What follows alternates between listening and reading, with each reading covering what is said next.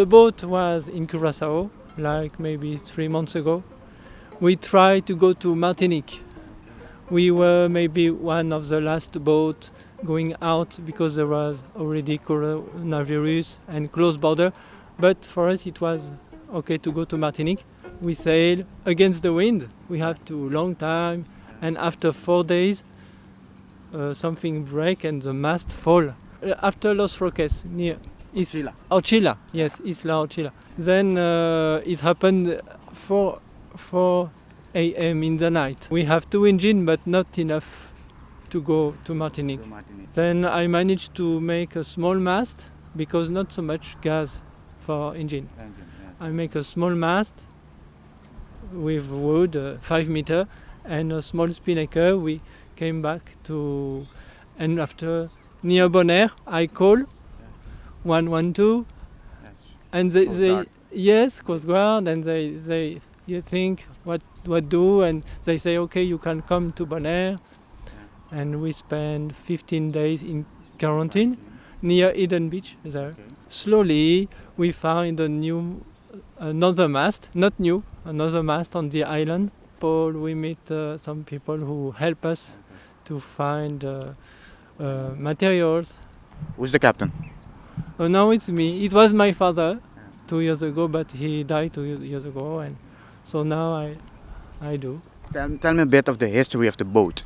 Oh, the boat, my parents, my mother, my father built that boat in the garden in France, far from the sea. They built it 4 years. 4 years. Work every weekend, every holiday, build the boat. But it was 25 years ago. 25 years ago. And then they sailed to the Caribbean?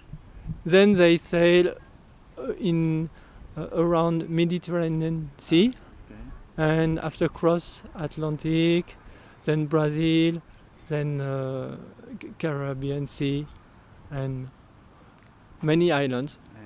Instead of just repair the boat, I decide to change the look. Also because me, I like something different. I like to meet people when I sail, and something like people, oh, what is it? So they are curious, so they want to meet, and that's what I discovered last year. I came in Boneiru with a bamboo boat.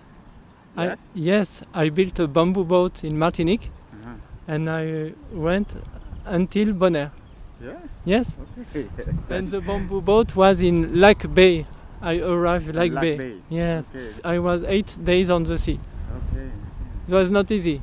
8 days alone, and but I like a lot because I manage also. But how do you do with food, with drinks on a bamboo boat? So on the bamboo boat, I had like 40 liters of water.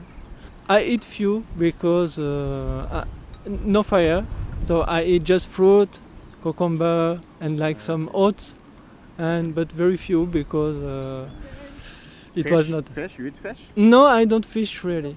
After this experience, it helped me to think another way. So my next travel, if we go to Colombia, there is a big sea inside the country, Ciénaga de Santa Marta.